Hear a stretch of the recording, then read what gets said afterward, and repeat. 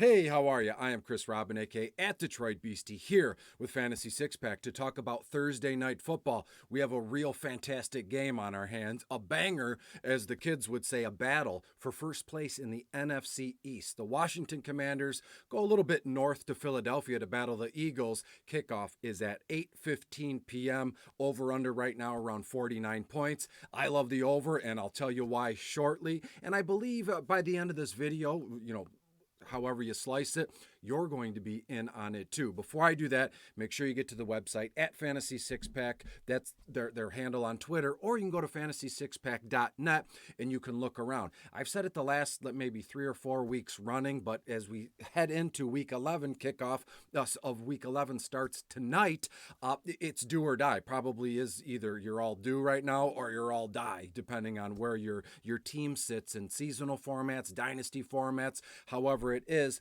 But Fantasy Six Pack is where you're going to want to be. If you're in it, have award-winning rankings, IDP stuff, and if you're out of it, you could still hang here and you go, how can I rebuild my dynasty team? What little trades can I make? What's the value of certain players if you're looking to sell and or go from there? The Washington Commanders head to Philadelphia to battle the Eagles. Kickoff is at 8:15 p.m. The Eagles right now, they are in first place in the division. The Commanders are a close second. I believe it's only a difference of one loss, right? Because the Eagles have played one more game. That means the Washington Commanders have had their bye week already. But I digress. This game is going to be lovely and it's going to be fantastic. It's going to come down to 3 or 4 points.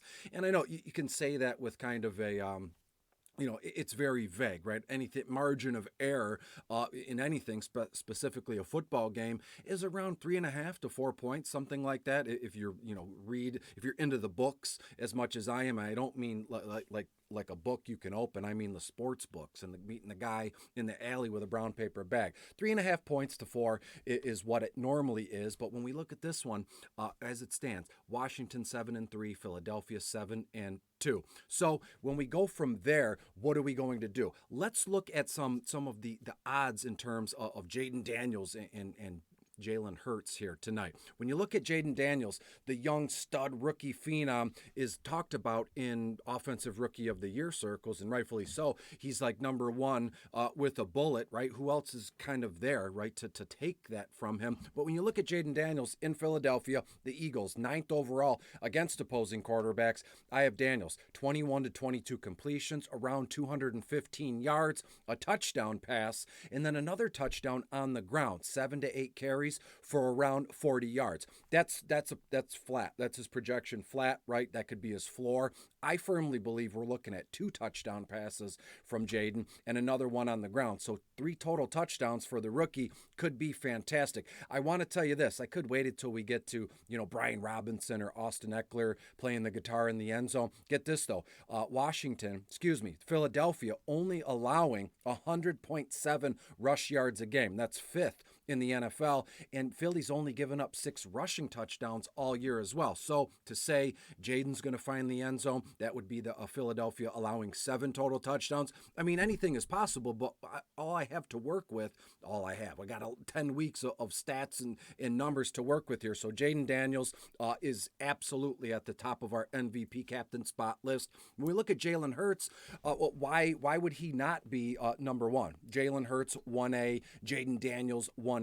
Washington 17th overall against opposing quarterbacks, but Jalen Hurts is that dual threat stud he's always been. And there's been lulls and dips where, Jalen Hurts isn't that good, right? He'll have a 2-3 game stretch where it's not good. The rushing yards aren't there. The touchdown passes aren't there, let's say. And people, they cut bait and jump ship, whichever, cliche you want to use most. People, I guess that goes across the board with other human beings. You can just toss them to the side if you disagree with them, or football players. You never know. We never meet. We don't know them personally.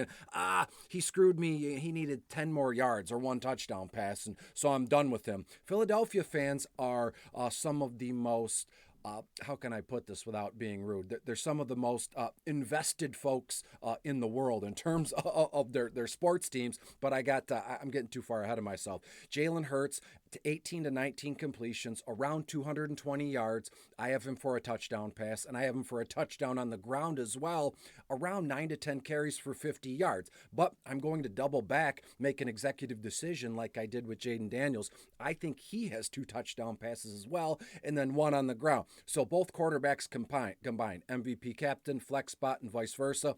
Not saying anything secretive. I'm not going, oh, you really went out on a limb with that one. I have Jaden and Jalen to combine for what do I got? For 6 total touchdowns? That would be nuts. Maybe that's a better way of putting it. Instead of saying Daniels will have 2 in the air, 1 on the ground, Hurts will have the same thing, 2 in the air, 1 on the ground. Say I have 6 total touchdowns. I'm going to dole out. Let's just say they'll split 6 of them in any way you want. Maybe Jalen has 3 touchdown passes, and then Jaden Daniels has 2 on the ground. I don't know, but I have around 6 total touchdowns for both of the boys combined.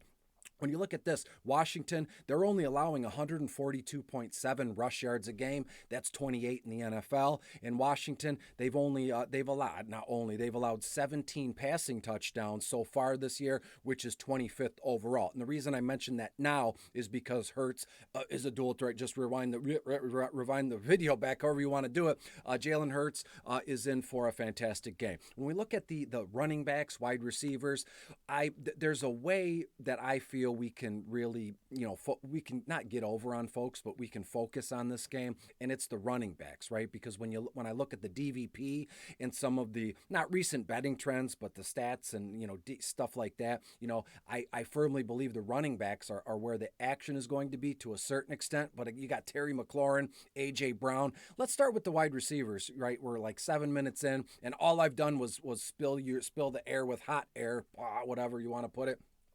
When you look at Terry McLaurin, 7 to 8 targets, 5 to 6 receptions, around 60 yards. Philadelphia, 12th overall against opposing wide receivers. And Philadelphia, as I said, in the opening here, they're only allowing 173.4 passing yards a game. That's 3rd in all of football. So it's a tough code for the young kid, Jaden Daniels, to crack, but it's nice to have Terry at the receiving end of those things. He's come alive. Terry's always been a star. Terry's always been a stud. And how many times have we, scrolled on Twitter, what's the new app, Blue Ski, something like that. How many times has Terry, people said Terry just needs a good quarterback. He's always playing with, every season or every 2 seasons, he's playing with a quarterback or a bum guy or a 3rd string quarterback. And now he has Jaden Daniels, and the numbers are coming because the guy still has that talent. He's only in his mid-20s, so why would it just go away? When you look at AJ Brown, questionable, but he has all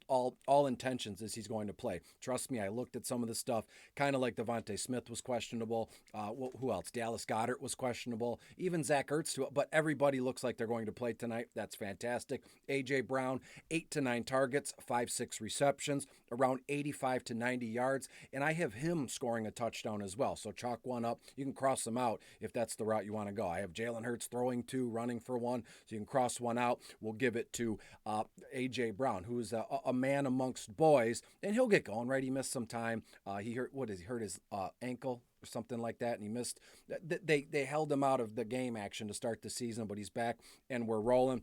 When you look at someone like, Devonta Smith or Luke McCaffrey, for some odd reason, those are the only 4 wide receivers I wrote down. Terry, Luke, A.J. Brown, and Devonta Smith. Given my final score, 31 to 27, 31 to 28, somewhere in there, we're looking at just an explosion of points and touchdowns. And as I've said, I like to, just dole them out, give them away, and then work my way back. And for some odd reason, Luke McCaffrey, 2 to 3 targets, 1 to 2 receptions, around 20 to 25 yards. Luke averaging around 10.3 yards a reception, and it's nothing to write home about. He's not, texting, his brother Christian McCaffrey going, hey, who knows what they text about? Why would I even say that? But Luke, I have Luke finding the end zone tonight, and we'll move on from there. Devonta Smith, 6-7 targets, 4 to 5 receptions, around 60 yards as well. When we rewind back and we when we get to the running backs here, B. Rob Jr., Austin Eckler, both of those guys are in play, just given But B-Rob Jr. for sure, looking at 15, 16 carries, 60 yards on the ground. I think he scores a touchdown as well. What form or fashion? More than likely it'll be a rushing touchdown somewhere in the red zone, but you never know. In a game like this, let's say Philadelphia, gets up 21-7 or 21-10, and they're obviously the Commanders are playing from behind. It's rush, rush, rush. Pass, pass, pass. You would think Austin Eckler would be the guy back in the backfield, and that could happen. I have Austin Eckler 5-6 carries, 25 to 30 yards, 3 maybe 4 receptions for Austin for 25 to 30 yards, but you never know. Austin Eckler's been in, and they're going fast. A 2-minute drill right before halftime. Let's say a minute 48 left before halftime, and they're running, and they get inside the red zone. Terry catches the ball 35, 40 yards. They're at like the 18-yard line. Being very specific, I know. I'll run this back and see if I was right at all. But let's say Austin Eckler, he's gassed. He needs a breather. Brian Robinson comes in at like the 18-yard line, and boom, a little swing pass or just a draw right up the middle, and Brian Robinson scores that touchdown. I wouldn't call it a vulture per se, because last I looked, Brian Robinson is their RB1. Austin Eckler's their RB1B per se. So to me, Robinson and Eckler very much in play. When you look at Saquon Barkley, I all this time, 10 minutes into the video, and I've said nothing about Saquon Barkley.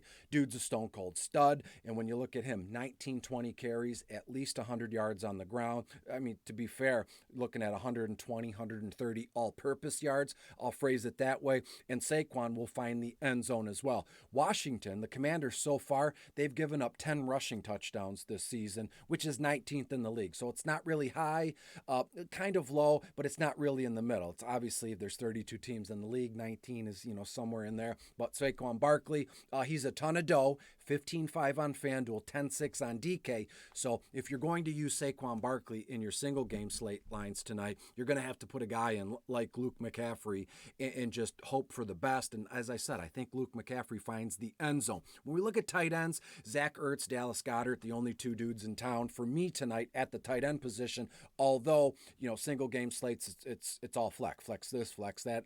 Positions aren't necessarily, set in stone. But Zach Ertz, 5 to 6 targets, 4 to 5 receptions, 35 yards. When you look at Dallas Goedert, 5 to 6 targets, 4 to 5 receptions, around 40 yards. I will say this, Washington, they're allowing just 182.2 pass yards a game, which is top 10 in the NFL, 9th overall. That's why the fact that Dallas Goedert have a big game? Sure, he's questionable. Again, looks like he'll play. But I think, Jalen Hurts and this Philadelphia Eagles understand that they can attack this game. It's not going to be, not going to be easy. I'm not saying that, but once the game starts rolling, like it started the second half, Nick Sirianni, the Philadelphia Eagles head coach, they're going to figure out what's the best way to attack, the Washington Commanders. And obviously Jalen Hurts with a tush push to find the end zone, more than likely. How many fourth downs do they convert with that play? But to me, it's Saquon Barkley and A.J. Brown that just you're going to hammer home and use your studs. The over has hit in 7 of the Eagles' last 10 games against the Commanders. Be good, be safe. Philadelphia wins this one 31-27. Bye-bye.